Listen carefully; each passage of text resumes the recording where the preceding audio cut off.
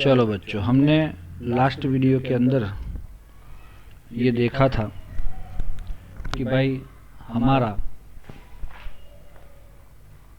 Elimination reaction खत्म हो गया था, है ना। अब उसमें थर्ड पार्ट आ रहा था।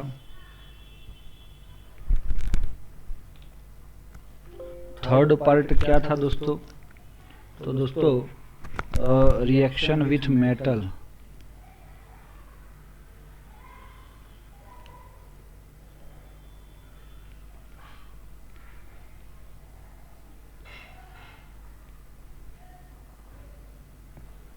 Reaction with metal. एक मिनट है, चालू रखना।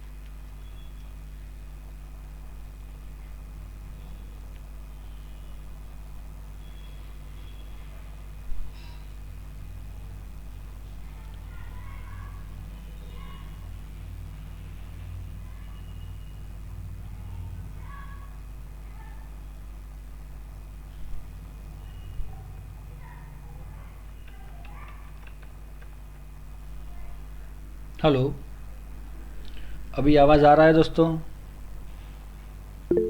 यस। तो हम अपना काम स्टार्ट कर रहे हैं अभी यहाँ पे। भाई थर्ड टॉपिक है हमारा रिएक्शन विथ मेटल। तो दोस्तों कौन मेटल के साथ रिएक्ट करने वाला है? तो first of all with magnesium दोस्तों। और ये सारी रिएक्शन किसकी हो रही है? ये सारी रिएक्शन हो रही है आपके अल्काइल हैलाइड की। When alkyl halide react with magnesium gives what दोस्तों? In the presence of dry ether. किसके प्रेजेंस में? ड्राई ईथर के प्रेजेंस में magnesium is attach between alkyl and halide. So we can say here between your R and Mg it is a covalent bond, but X minus and plus they have a some ionic bond. तो दोस्तों ऐसे हमें क्या मिल जाता है? ये RMgX hello alkane में से, इसका नाम बढ़िया है दोस्तों, मैं लिख रहा हूं, ये ध्यान रखना. Alkyl magnesium halide. और देखो अल्काइल का R, मैग्नीशियम का Mg और हैलाइड का X. Also this reaction is called this reagent is called Grignard reagent. दोस्तों ये कौन है? तो ग्रिगनार्ड रिएजेंट है. तो इतनी सी चीज़ से हमें इतना पता चल जाता है कि भाई ये क्या है वो। इसका बहुत ज़्यादा उपयोग है दोस्तों, समझ लेना। ये आगे अगर सिर्फ पानी के साथ रिएक्ट करता है तो पानी में से इसको क्या मिलता है, H plus and OH minus. अगर इसका ये बॉन्ड ब्रेक होता है, जब ब्रेक होगा ना तो ये कोवेलेंट बॉन्ड टूटता है और ये प्लस और ये क्या बनेगा, माइनस। तो R माइनस के साथ, क्योंकि Mg का +2 होता है और हेलोजन -1 होता है, और इसीलिए टोटल मिला के RMgX अगर टूटेगा तो R माइनस और MgX प्लस। तो R माइनस के साथ H प्लस जुड़ने से RH एंड MgX के साथ MgOHX बनता है, जिसको क्या बोलते हैं हम, आल्केन या तो हाइड्रोकार्बन बोलते हैं। दोस्तों ये एक कंडीशन हो गई। सिमिलर कंडीशन में मैं दूसरी आपको ऑप्शन दे रहा हूँ, ROH मतलब कौन, अल्कोहल के साथ अगर ये अल मैग्नीशियम करेगा तो क्या मिलेगा आपको। तो जैसे पानी में से H प्लस OH माइनस मिलता है, इसमें से H plus and RO minus alkoxide minus बनेगा। तो R माइनस के साथ, यहाँ पे R माइनस था ना, उसके साथ अल्कोहल का H प्लस जुड़ने से आपको बनेगा RH प्लस, Mg के साथ ORX रिमूव हो जाएगा। दूसरी चीज़, तीसरी बात भी मैं बता ही देता हूँ दोस्तों। अगर यहाँ पे आपने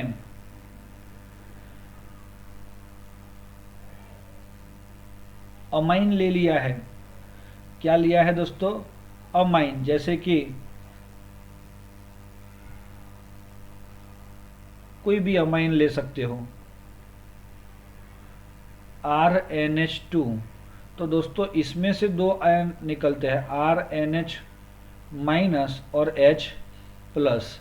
तो इसकी वजह से ये H प्लस के साथ ये R माइनस जुड़ने से हमें क्या मिलता है, RH प्लस MgNH R और X।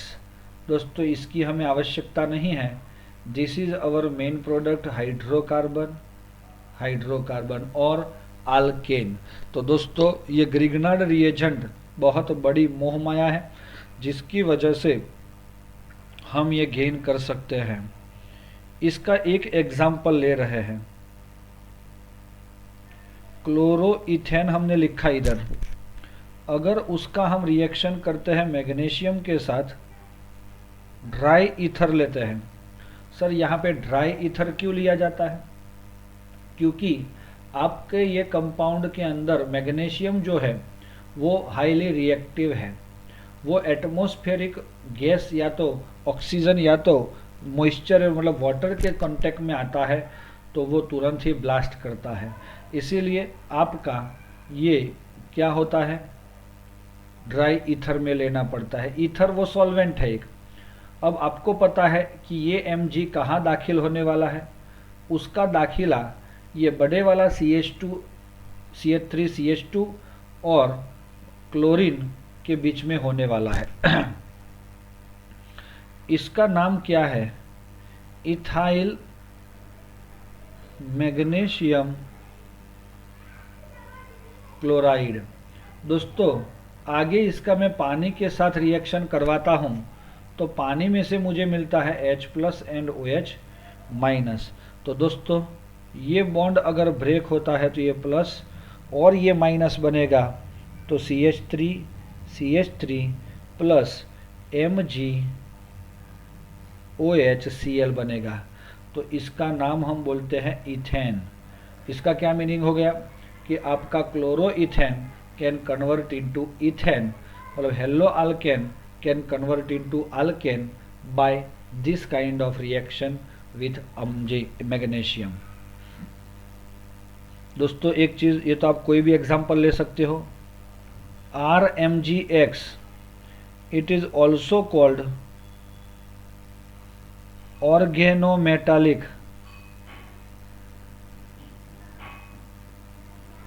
कंपाउंड। ऑर्गेनो का मतलब होता है विच कंटेन कार्बन। मेटालिक का मतलब होता है उसके साथ मेटल होना चाहिए। When carbon is attach with the metal that is called organo metallic compound. तो दोस्तों आपके इसमें है अल्काइल ग्रुप है तो कार्बन ही होगा, वो सीधा मैग्नीशियम के साथ जुड़ा है तो इसीलिए इसको ऑर्गेनो मेटालिक कंपाउंड बोला जाता है। दोस्तों इस बात को आप लोग निगलेक्ट कभी मत करना, क्योंकि ये आपके एमसीक्यू में ऐसा वर्ड भी आ गया तो आप कंफ्यूज मत होना। ऑर्गेनो मेटालिक कंपाउंड का क्या मीनिंग होगा? Yes, we can write this kind of equation. Also you use another example for this kind of Grignard reagent with making a Grignard reagent CH3Cl plus Mg dry ether. तो दोस्तों हमें क्या मिलेगा? Methyl magnesium chloride, पानी के साथ reaction तो CH3H मतलब CH4 MgOHCl, तो ये हो जाएगा मीथेन और ये हो जाएगा क्लोरो मीथेन और ये हो जाएगा मिथाइल मैग्नीशियम क्लोराइड। समझ में आ रहा है? तो ये एक रिएक्शन खत्म हुआ दोस्तों विथ मैग्नीशियम वाला। ओके है, तो हम आगे जाते हैं दोस्तों। किसी भी आप इसे हेलो अल्केन को ऐसे रिएक्ट करवा सकते हो। ओके दोस्तों, हेलो,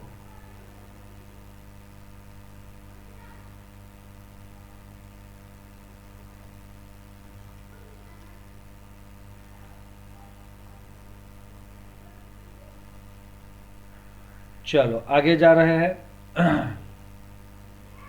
अच्छा, MgOHCl का नाम क्या है?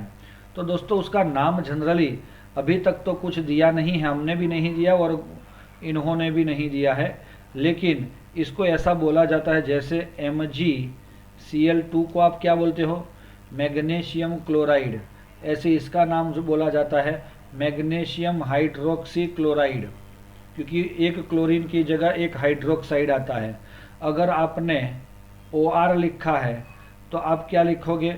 मैग्नीशियम अल्कोक्सी क्लोराइड, अल्कऑक्सी क्लोराइड, या मैग्नीशियम NHR है तो मैग्नीशियम अमाइन क्लोराइड, या तो क्लोराइड अमाइन, ऐसा भी लिख सकते हो। तो कुछ स्पेसिफिक इसका नोमेनक्लेचर नहीं है दोस्तों। नंबर 2 बहुत ही इंपॉर्टेंट है ये दोनों रिएक्शन। चलो सेकंड नंबर है वुड्स रिएक्शन। ओके दोस्तों, तो ये वुड्स रिएक्शन क्या होता है?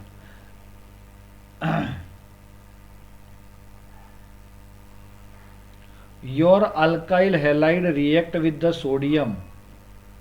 ओके, हमारा अल्काइल हैलाइड रिएक्ट करता है किसके साथ? सोडियम के साथ, और वो भी किस में? ड्राई ईथर में। तो सोडियम भी हाईली एक्टिव मेटल है, तो वो भी मॉइस्चर के कांटेक्ट में नहीं आना चाहिए, तो वो न आ जाए इसीलिए हम ड्राई ईथर यूज़ करते हैं। तो दोस्तों ये सोडियम यहाँ से Na वो इसके X के साथ जुड़ के वो रिमूव हो जाता है, लेकिन एक चीज़ वो बच जाता है कि अगर आपने इधर इसको 2 मोल ले लिया, क्योंकि ये तो एक R डैश बन गया ना इधर, अगर एक ही हेलोजन है, एक ही R है, तो ये R डैश अल्काइल बन के अटक जाएगा। उसको हाइड्रोजन चाहिए, लेकिन उसके पास हाइड्रोजन है नहीं, इसीलिए वो हाइड्रोजन कहाँ से लेगा? ये दूसरा अल्काइल जो है उसी को अटैच कर लेगा, RH प्लस RH, Na और Na 2Na के साथ रिएक्शन करके वो 2NaX के फॉर्म में रिमूव हो जाता है, और ये दोनों R एक दूसरे के साथ जुड़ के हमें क्या मिल जाता है? अल्केन। बट हमारा क्या है? डबल कार्बन कंटेनिंग अल्केन, जिसके पास नंबर ऑफ कार्बन कैसे है? डबल है। हेलो अल्केन क्या है दोस्तों? Hello alkane. कुछ समझ में आया? यस। तो अरे बढ़िया क्वेश्चन हो गया, ये बहुत बहुत इम्पोर्टेंट है दोस्तों। जिसको आप निगलेक्ट कभी नहीं कर सकते। अगर हमने क्लोरोमीथेन लिया हुआ है और सोडियम और ड्राई ईथर के साथ रिएक्शन कर रहे हैं तो हमें प्रोडक्ट क्या मिलने वाला है? कोई पूछेगा तो आप क्या बोलोगे दोस्तों? Which is your major product? तो we got product this. Sir यहाँ पे CH3 है, एक ही मोल लिया आपने, लेकिन इस कंडीशन में आपके 2 ही मोल इसके यूज़ होंगे और 2 मोल सोडियम इसके साथ रिएक्ट करके ये Cl और Cl 2NaCl के फॉर्म में रिमूव हो गया। अब ये दोनों CH3 डैश CH3 एक दूसरे के साथ अटैच होके हमें इथेन देते हैं। देखा आपने, क्लोरोमीथेन था ये, तो उसमें से इथेन बन गया। अगर आपने गलती से इधर ब्यूटेन ले लिया होता, क्या क्लोरोब्यूटेन, तो क्या मिलता आपको? सॉरी, क्लोरो इथेन, तो आपको क्या मिलता दोस्तों? चलो बोलो जल्दी से कमेंट्स में। ड्राई ईथर के प्रेजेंस में जब रिएक्शन करते हैं तो हमें मिल जाता है ये Na, ऐसे 2 मोलिक्यूल ऑफ Na, तो 2NaCl हमें मिल गया। लेकिन बाई प्रोडक्ट मिलती है, सॉरी प्रोडक्ट मिलती है CH3 CH2, यहाँ से बॉन्ड टूटा और दूसरे मोलिक्यूल का भी इधर से ही टूटा, CH2 CH3, that is your N butane. Okay दोस्तों, तो क्लोरोइथेन गिव्स N-ब्यूटेन, मतलब double number of carbon containing alkane we can get by the Wurtz reaction. उसको निगलेक्ट मत करना, बहुत बहुत इम्पोर्टेंट है। तो दोस्तों समझ में आ गया हो तो हम आगे जाते हैं। समझ में आ गया है दोस्तों? और भी किसी भी एग्जाम्पल को लेके आप कर सकते हो। अगर हमें ये फार्मूला चाहिए, चलो CH3 CH CH3 CH CH3 CH3, चलो मुझे प्रोडक्ट ये चाहिए, तो which reactant can we get here? 2 mole Na और ड्राई ईथर। तो आपको मैं पूछ रहा हूँ कि ये क्या चाहिए? तो दोस्तों सिंपल सी बात है, अगर मैं अलग कलर से भी आपको समझाऊंगा तो तुरंत समझ में आ जाएगा कि सर आपने इतने को डबल किया तो इतना लिया और यहाँ पे क्लोरो डाल दिया। तो हम यहाँ पे क्या ले सकते हैं? यहाँ पे अगर मिरर डाल देंगे तो ये दोनों एक दूसरे के क्या हो जाएंगे? यस, इन्वर्स हो जाएंगे, सामने सामने हो जाएंगे। तो आपका ये reactant CH3 CH CH3 Cl होना चाहिए। कुछ समझ में आया बच्चों? तो इसके 2 मॉलिक्यूल होंगे तो इसका बॉन्ड यहाँ से ब्रेक हो, बस ऐसे ही आपको समझना है। यहाँ से टूट के दूसरा मॉलिक्यूल वहाँ से ही जुड़ेगा। इसको बोला जाता है आइसोप्रोपाइल क्लोराइड। आइसोप्रोपाइल क्लोराइड, अब समझ में आ गया?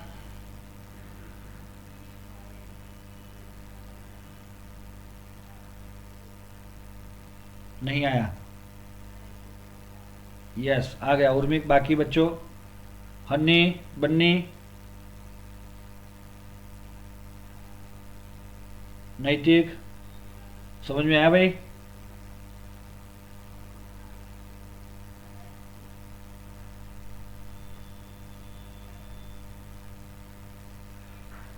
ओके, सबको समझ में आ गया, लेकिन मुझे लग रहा है शर्मा रहे हैं बच्चे, इसीलिए बोल नहीं रहे हैं। कोई बात नहीं, तो हम जा रहे हैं नेक्स्ट टॉपिक पे। वो है हमारा 10.7.2 क्या है दोस्तों? ये रिएक्शन ऑफ हेलोएरिन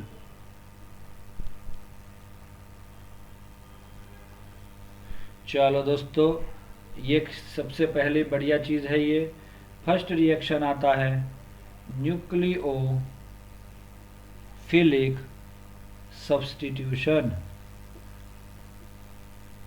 एक चीज़ आपको पता है, आपने ऐसे रिएक्शन SN रिएक्शन देखे हैं, SN1 और SN2? सर घिस दिए वो तो वही रिएक्शन है यहाँ पे, लेकिन ये किस में देखने हैं आपको? हेलोएरिन मतलब कि ये बेंजीन रिंग पे आपका हेलोजन होगा तो उसको ब्रेक करके उधर OH को लाना है। तो ये OH is your nucleophile. When substituted this halogen then we can get this kind of reaction. तो दोस्तों हमें सिर्फ इतना बताया गया है कि भाई ऐसी रिएक्शन जो होती है हेलो एरिन के अंदर, they are less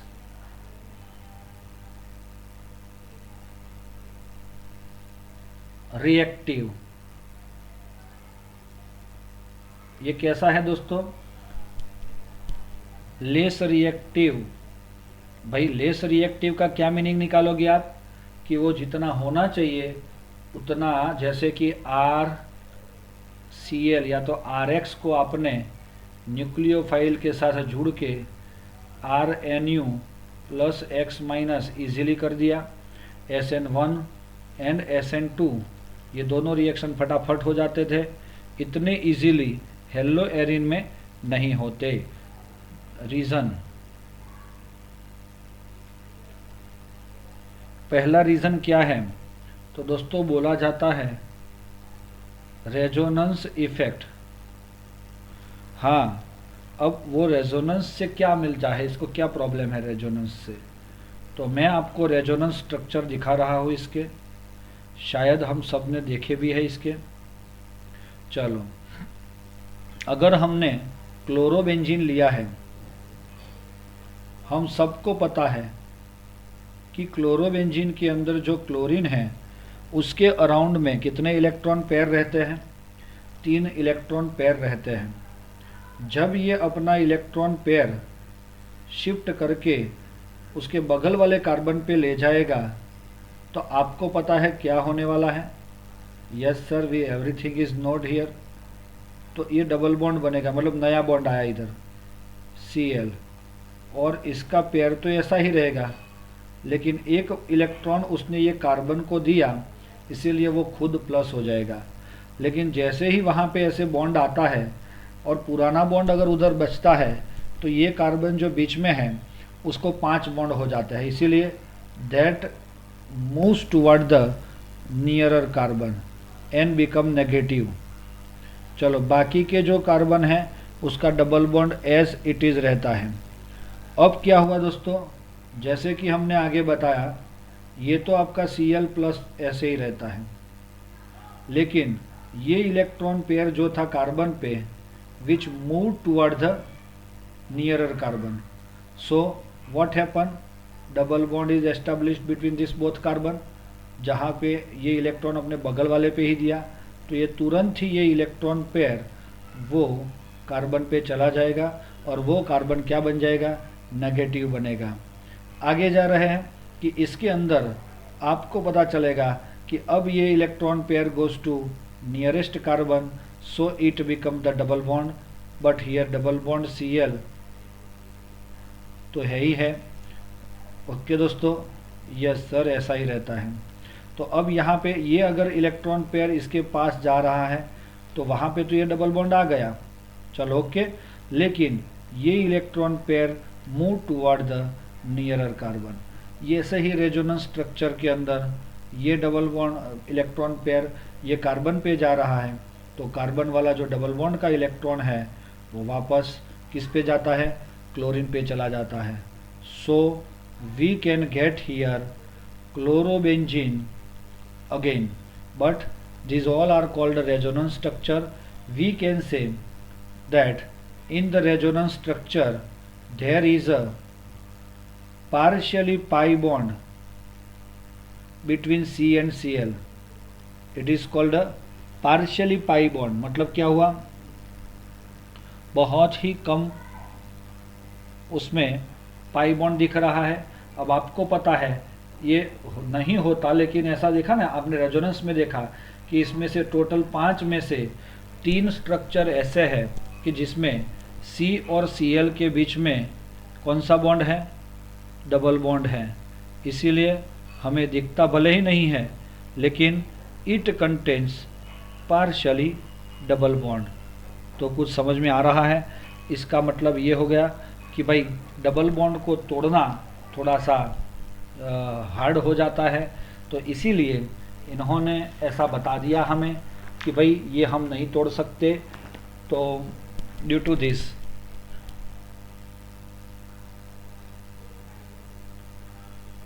partial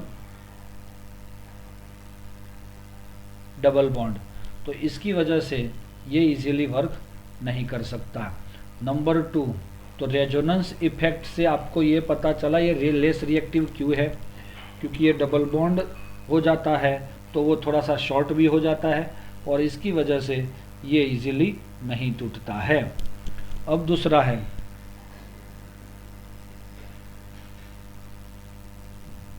difference in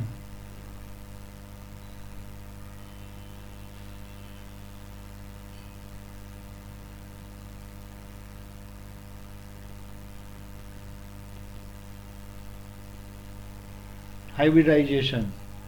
difference in hybridization, ये क्या मीनिंग होता है दोस्तों?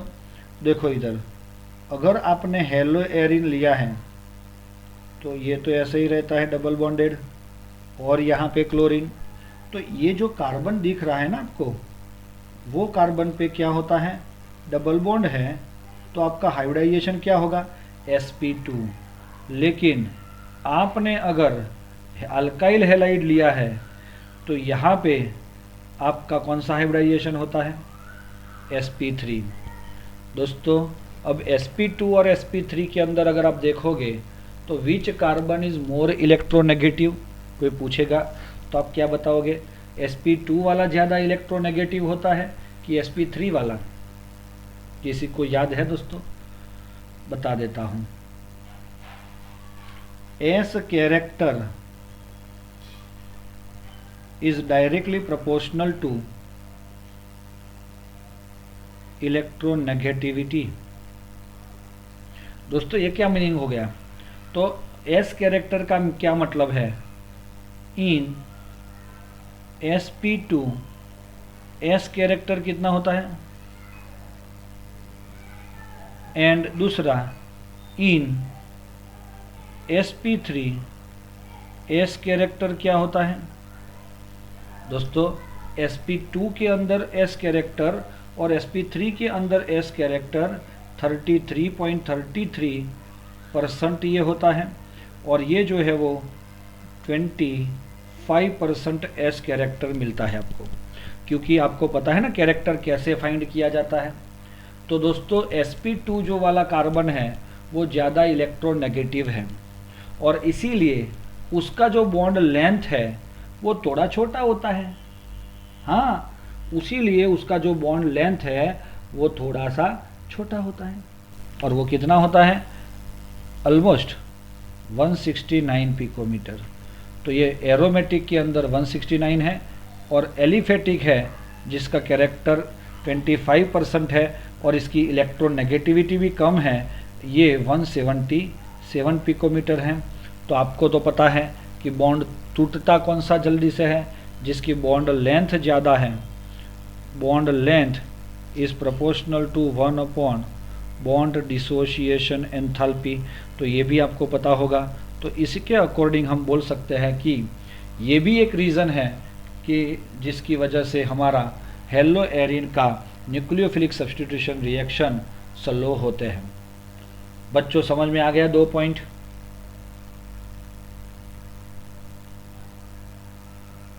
Hello, understand? कोई डाउट है तो बोल दो, माइक ऑन करके बोल सकते हो, मैं सुन रहा हूँ।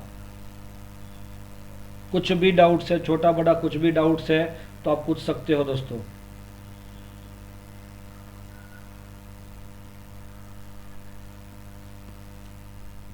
रीजन नंबर 3 भाई, इनस्टेबिलिटी ऑफ फिनाइल कैटायन।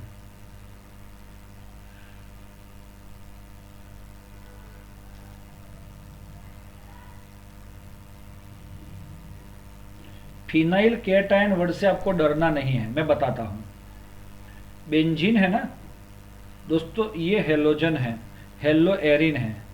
अगर इसमें कुछ रिएक्शन होके ये Cl निकल गया और यहाँ पे प्लस आ गया और ये ऐसा ही है Cl माइनस, तो इसको क्या बोला जाता है पता है?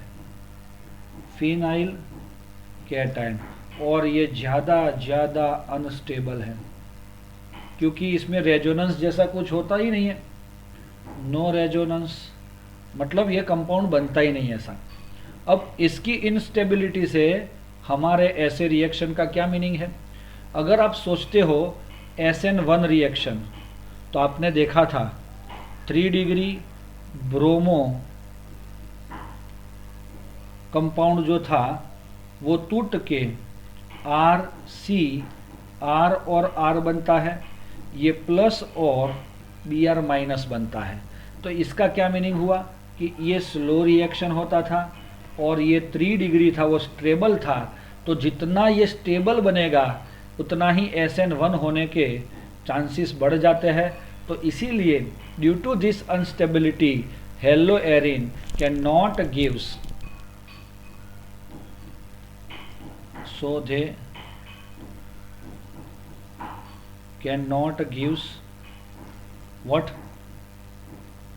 SN1 reaction, SN1 reaction। Okay दोस्तों, नाउ नंबर 4, फोर्थ नंबर में क्या होता है? Because of the possible repulsion it is less likely for the electron rich nucleophile to approach electron rich arene. देखो दोस्तों, ये एरिन है, ये कैसा है? Electron rich. उसके पास आपका न्यूक्लियोफाइल आता है तो it is also electron rich. तो ये दोनों के बीच में रिपल्सन एस्टेब्लिश्ड होता है कभी कभी, तो उसकी वजह से भी दे आर लेस रिएक्टिव। समझ में आ रहा है? अगर ये दोनों ही एक दूसरे से रिपल करेंगे तो ये कभी रिएक्शन कर ही नहीं पाएंगे। तो मेरे ख्याल से बच्चों को समझ में आ गया होगा कि मैं क्या समझाना चाहता हूँ आप सबको। ये क्लियर है दोस्तों? बस कुछ भी ज़्यादा नहीं बताया मैंने, ये 4 स्टेप को अच्छे से एक्सप्लेन किए हैं। Now another one, replacement by hydroxyl group. ओ स्टार्ट हो गया अभी। भले ही वो होते नहीं है ऐसा नहीं बोला, वो स्लो होते हैं ऐसा बोला है। Replacement by hydroxyl group. भाई रिप्लेसमेंट बाय हाइड्रोक्सिल ग्रुप क्या होता है?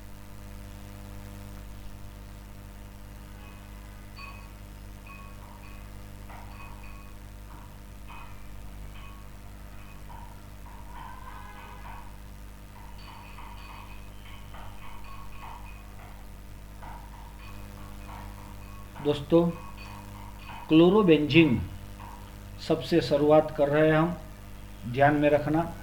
हाइड्रोक्सिल ग्रुप मतलब कौन? OH minus group. अगर हम अपने हेलोजन का रिप्लेसमेंट करते हैं, किसको? Yes, with OH minus, what happen दोस्तों? This OH minus is getting from NaOH at 623 Kelvin temperature and 300 atm pressure। ये फर्स्ट स्टेप था दोस्तों, क्योंकि इसके अंदर ये आपका Cl HCl बन के रिमूव हो जाता है और बेंजीन पे आ जाता है ONO। लेकिन दूसरे स्टेप में वो H प्लस के साथ रिमूव होता है, तो बेंजीन पे जो आया था ONO Na, उसमें से सोडियम को निकाल के वो OH बन जाता है और हमें मिल जाता है NaCl। It is called phenol. और ये कौन है? क्लोरोबेंजीन। बच्चों कुछ भी नहीं किया, सिर्फ इतना समझ लो, दीज आर द कंडीशन और हाँ, H+ के प्रेजेंस में हमें इसको करना पड़ता है। उसका रीज़न है इंटरमीडिएट एक स्टेप बनता है बेंजीन रिंग पे, जो हमें यहाँ पे दिया नहीं है। ONA पहले बनता है, फिर H+ के प्रेजेंस में ये Na निकल के यहाँ पे H आता है। इसका नाम दोस्तों बता देता हूँ, सोडियम फिन ऑक्साइड। बेंजीन पे O है तो फिनॉक्साइड बोला जाता है, सोडियम फिनॉक्साइड। चलो नंबर 2। नंबर 2 क्या है?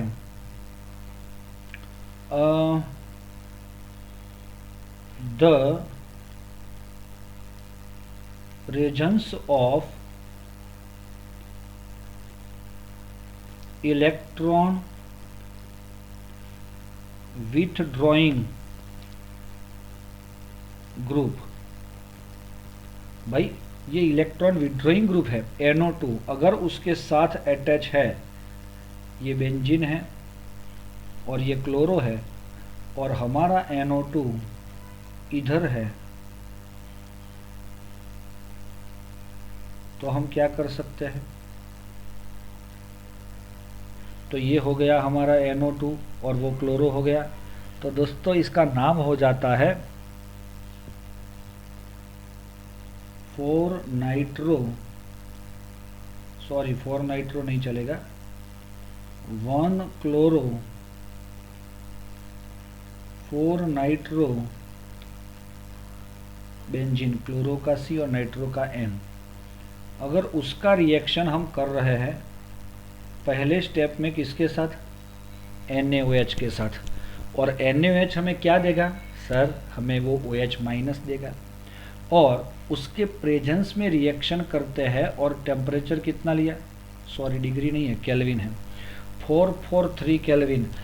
अभी सर यहाँ पे ऊपर वाले में तो 623 था, लेकिन यहाँ पे तो 443 कम हुआ और उसमें प्रेशर था 300 बार ATM, यहाँ पे तो नो प्रेशर। तो क्या हो गया जलवा ऐसा? तो एक ही जलवा हुआ, वहाँ पे कौन आया? NO2 ग्रुप आया। जब इलेक्ट्रॉन विड्रॉइंग ग्रुप आता है तो इसकी न्यूक्लियोफिलिक सब्स्टिट्यूशन थोड़ी सी ईजी हो जाती है और हमें क्या मिल जाता है? OH and NO2, name is 4 nitrophenol. उसको क्या बोला जाता है दोस्तों? 4 नाइट्रोफिनॉल। चलो दूसरी चीज,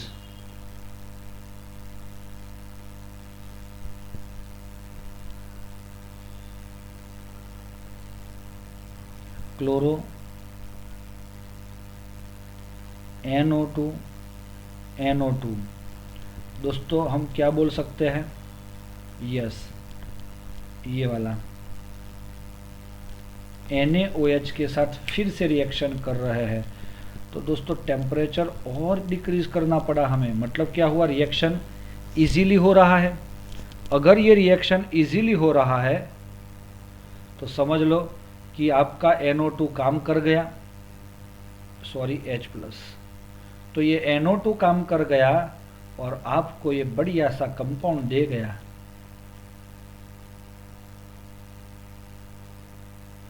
one two three four 2,4 dinitrophenol. Okay दोस्तों, और इसका क्या नाम होगा? 1 क्लोरो 2,4 डाइनाइट्रो बेंजीन। और ये लास्ट वाला आ रहा है हमारे सामने, मैं यहाँ पे ही लिख लेता हूँ उसको, आप लोग ध्यान में रख लेना कि अगर यहाँ पे 3 NO2 है, कितने NO2 है? 3 NO2। सिर्फ उसमें तो NaOH की भी ज़रूरत नहीं है, सिर्फ पानी के साथ अगर हम गर्म करते हैं, पानी के साथ क्या करते हैं? गर्म करते हैं, तो भी पानी में से OH- लेके ये क्या बन जाता है दोस्तों? NO2 तो था, यहाँ पे आ गया OH।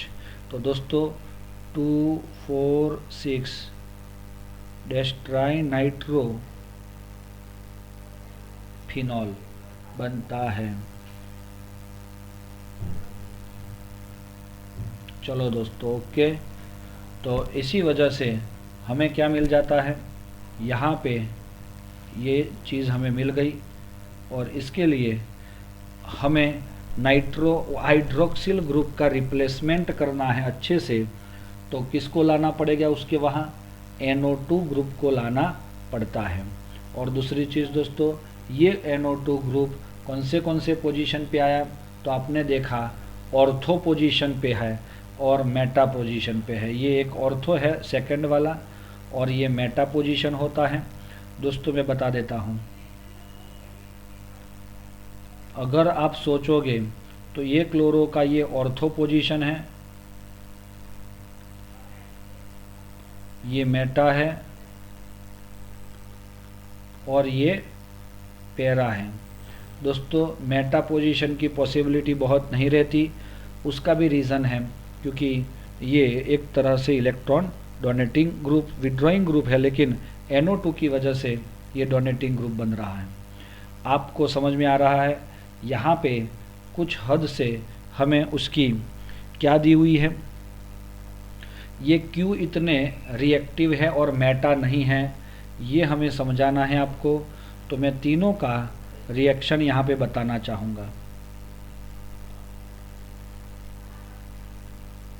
चलो, ये क्लोरोबेंजीन है और हमें मिल जाता है ये NO2, यहाँ पे प्लस और ये माइनस, पैरा नाइट्रो क्लोरोबेंजीन हमने ले लिया। अब हम सब्स्टिट्यूशन करने आए हैं OH माइनस से। तो दोस्तों क्या होगा कि ये OH माइनस सबसे पहले यहाँ पे अटैक करेगा, और इसको क्या देने वाला है, वो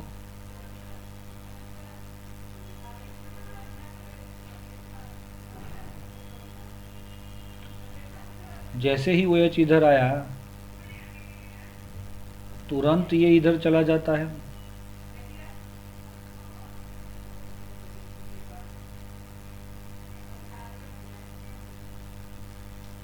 और हमारा जो है एज इट इज़ बाकी का स्ट्रक्चर तो रहेगा। अब यहाँ पे ये electron pair can move from nearest carbon,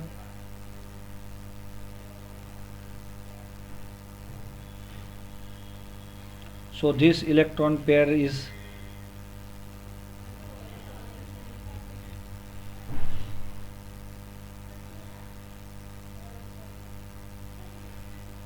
और यहाँ पे हमें नेगेटिव मिलेगा।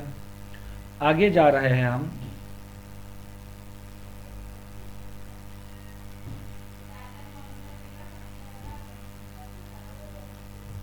और ये इलेक्ट्रॉन पेयर यहाँ पे जाएगा, तो यहाँ पे ये बन गया bond. Electron pair can move from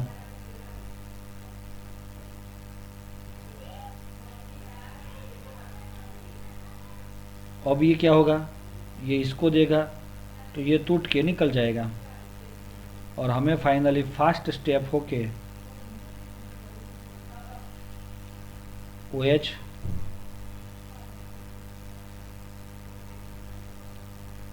और ऐसा स्ट्रक्चर मिल जाता है प्लस Cl माइनस। आपको जो दिखाना है मुझे यहाँ पे वो ये चीज़ है, इलेक्ट्रॉन पेयर जो है वो कौन से कार्बन पे अटैच हुआ, तो वो हुआ ये येलो कलर का दिख रहा है ना, जहाँ पे NO2 अटैच हुआ है वहाँ पे। हाँ दोस्तों, और इसीलिए ये इसकी स्टेबिलिटी बढ़ जाती है और वो हेलोजन को रिमूव करने की टेंडेंसी ज़्यादा रखता है। सिमिलरली अगर ऑर्थो वाली बात है हमारे पास, तो भी यही स्ट्रक्चर हमारा आ जाता है, देख सकते हैं हम Cl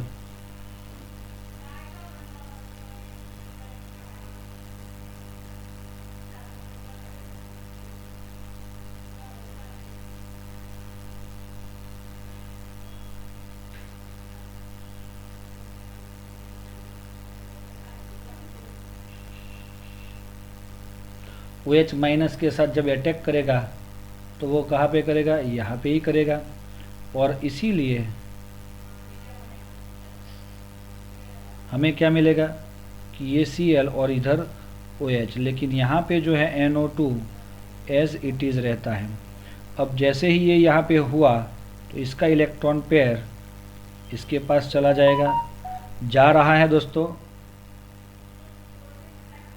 यस।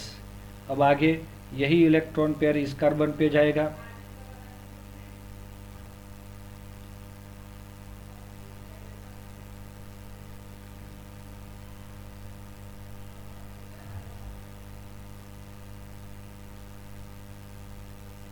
Cl आगे जा रहे हैं तो ये इलेक्ट्रॉन पेयर इसके ऊपर चला जाएगा।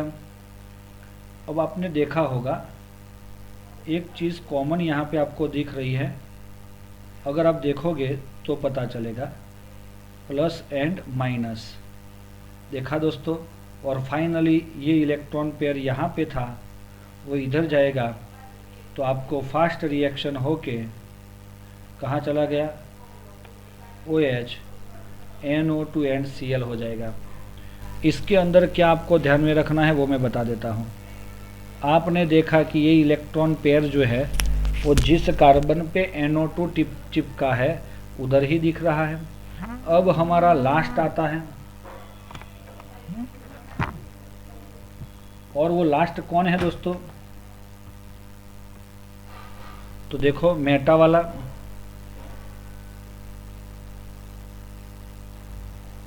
Cl and double bond O plus और माइनस OH माइनस अगर यहाँ पे रिएक्ट होता है तो ये OH is attack on the chlorine, so आपका बेंजीन एज इट इज़ रहता है। लेकिन ये OH उधर चिपक गया तो इसका इलेक्ट्रॉन पेयर यहाँ पे चला जाएगा, जहाँ पे बॉन्ड है ना वही टूट के इधर चला जाता है।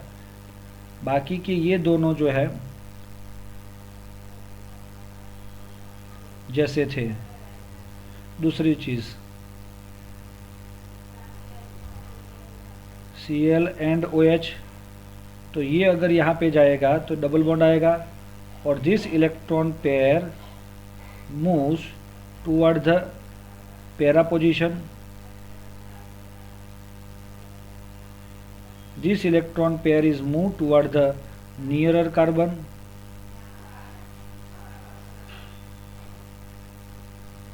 तो दोस्तों समझ में आ रहा है। और इसकी वजह से NO2 इधर था, देखा ना आपने कि ये इलेक्ट्रॉन पेयर जो है वो NO2 पे कभी आता ही नहीं है, जहाँ पे NO2 है उधर तो आता ही नहीं है ना।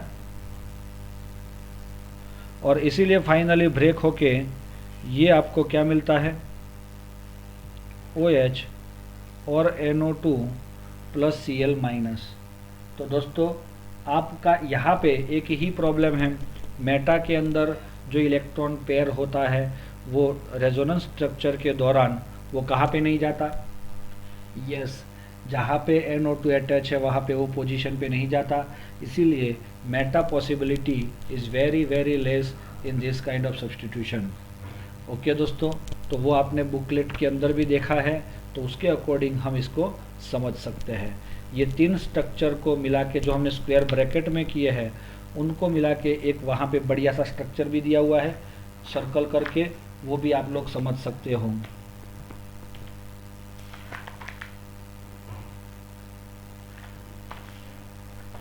ओके दोस्तों, चलो आगे देखना है। ज़्यादा कुछ हमने पढ़ा नहीं है आज, जनरली 3-4 रिएक्शन की है हमने। तो ये तो देखो सिर्फ हमने क्या किया, इसमें से ग्रिग्नार्ड किया, फिर वुड्स किया, फिर न्यूक्लियोफिलिक सब्स्टिट्यूशन ही चल रहा है, लेकिन ये रीज़न आया कि वो लेस रिएक्टिव क्यों है, और उसका न्यूक्लियोफिलिक सब्स्टिट्यूशन रिएक्शन ही किया हमने OH के साथ, और यहाँ पे उसी के ही रेजोनेंस है और कुछ नया नहीं है। ओके दोस्तों, उसके बाद आ रहा है नंबर 2, इलेक्ट्रोफिलिक सब्स्टिट्यूशन रिएक्शंस। ये क्या होती है इलेक्ट्रोफिलिक सब्स्टिट्यूशन रिएक्शंस? आप सब लोगों ने देखा है दोस्तों कि जब हम electrophile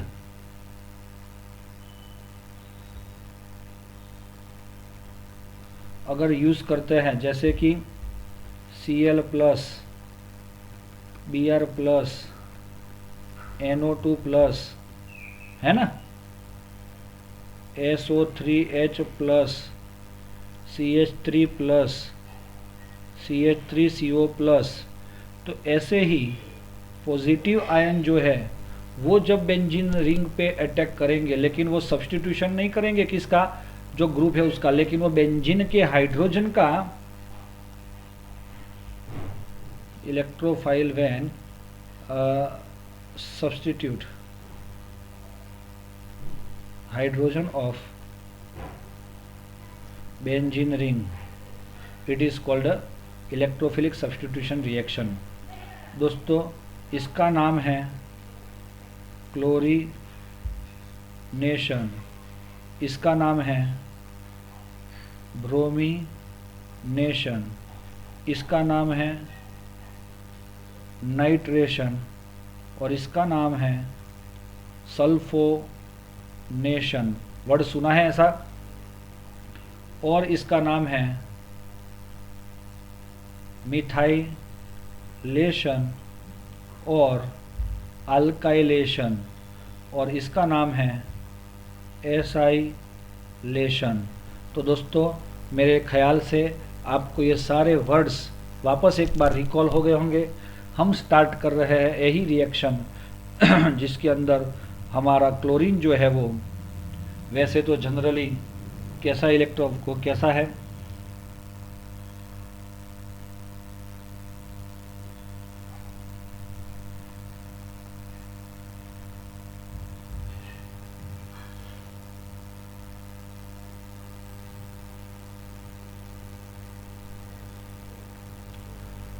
ortho and para directing तो नहीं है, वो इलेक्ट्रॉन विड्रॉइंग ग्रुप है, इसीलिए वो मेटा पे जाने वाला चाहिए, क्योंकि ये आपका ये रिएक्शन में आपकी दो प्रोडक्ट मिल सकती है, या तो ऑर्थो पैरा और मेटा।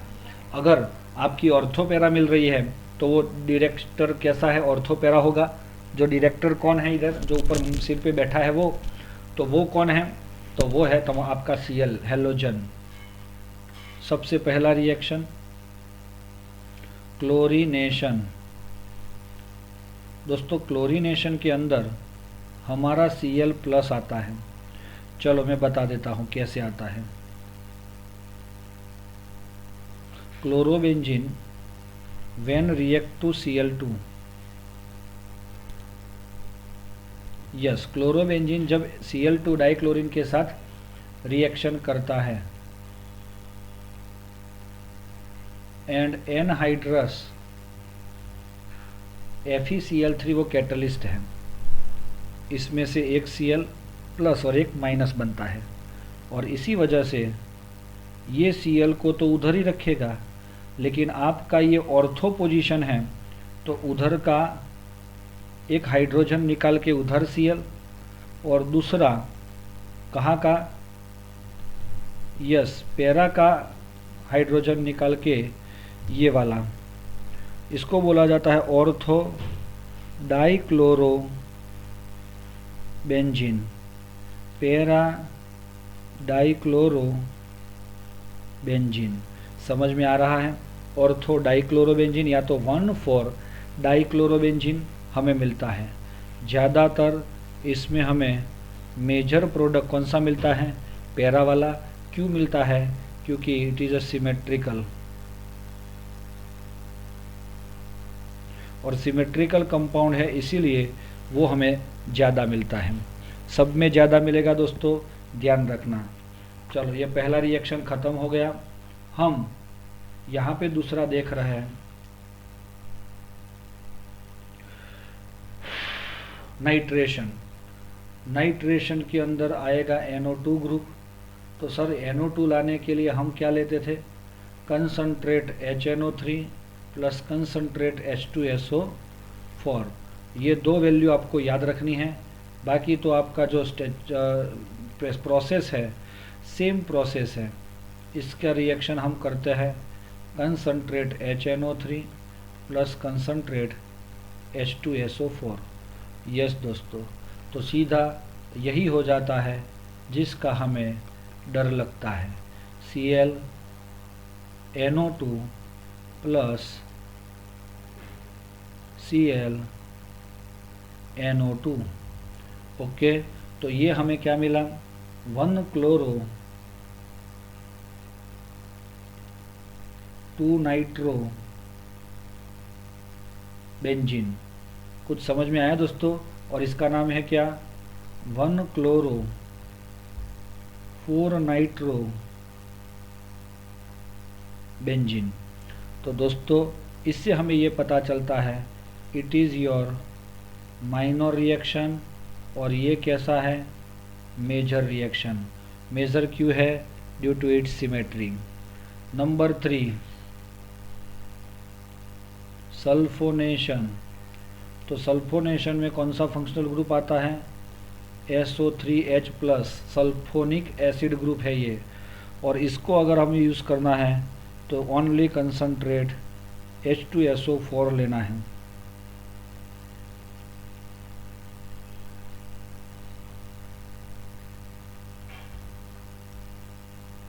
Concentrate H2SO4।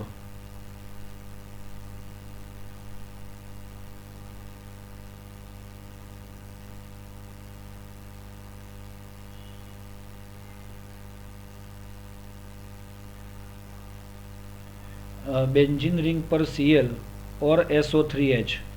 तो दोस्तों ये बेंजीन पर अगर Cl को हम अगर ढंक देते हैं तो it is called benzene sulphonic acid. तो इसका नंबर ये हो गया 1 और 2 क्लोरो बेंजीन सल्फोनिक एसिड। और ये 1 2 3 and 4 chloro benzene sulphonic acid. तो दोस्तों मेरे ख्याल से it is your major product, और ये कैसा है, माइनर प्रोडक्ट। थर्ड वन, अब आएगा फोर्थ वन, फ्रीडल क्राफ्ट। नाम तो सुना है ना, फ्रीडल क्राफ्ट रिएक्शन। तो ये बहुत ही बढ़िया है। उसमें से एक आता है alkylation.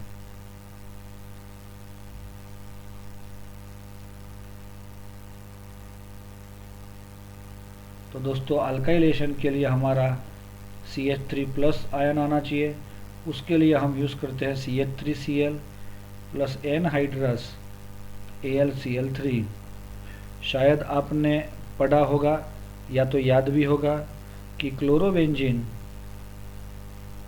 when react with CH3Cl anhydrous AlCl3 what happen दोस्तों, ऑर्थो पोजीशन पे CH3 प्लस क्लोरो और पैरा पोजीशन पे CH3। दोस्तों कुछ समझ में आ रहा है, 1 और 2, 1 chloro 2 methyl benzene, 1 chloro 4 methyl benzene. दोस्तों आपको शायद क्वेश्चन होता होगा कि सर ये 1 और 4 क्यों दिया, तो अल्फ़ाबेट के अनुसार ही आपको इसका नोमेनक्लेचर करना है। सिर्फ सल्फोनिक एसिड वो खुद ही एसिड है, वो बेंजीन के साथ जुड़ा है और उसका नाम बेंजीन के साथ ही रहता है, इसीलिए हमने पहले उसको नोमेनक्लेचर किया, नंबर उसको दिया। ओके, और लास्ट आता है इसमें एसाइलेशन। अगर बेंजीन रिंग क्लोरो CH3COCl और एनहाइड्रस AlCl3 के साथ रिएक्शन करना पड़ा तो आपको हम समझाएंगे Cl CO CH3 और Cl पैरा स्थान पे COCH3, ये पैरा। और अगर Cl को अगर हम ढंक देते हैं तो इसको बोला जाता है बेंजीन रिंग पर COCH3, जिसका नाम होता है एसीटोफिनॉन। तो इसका नंबर, अभी ये तो मेन फंक्शनल ग्रुप हो गया है ना, तो 1 2 क्लोरो एसीटोफिनॉन है, बोल सकते हैं कि नहीं। यस बोल सकते हैं। 4 क्लोरो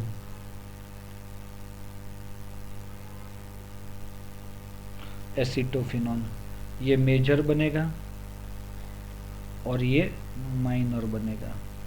चलो दोस्तों, समझ में आया आपको? ये क्लियर है कि नहीं? है। और आपका ये जो टॉपिक है वो यहाँ पे हम क्लियर करते हैं। ओके, तो कुछ भी डाउट्स है तो आप पूछ सकते हो दोस्तों। Thank you dear students.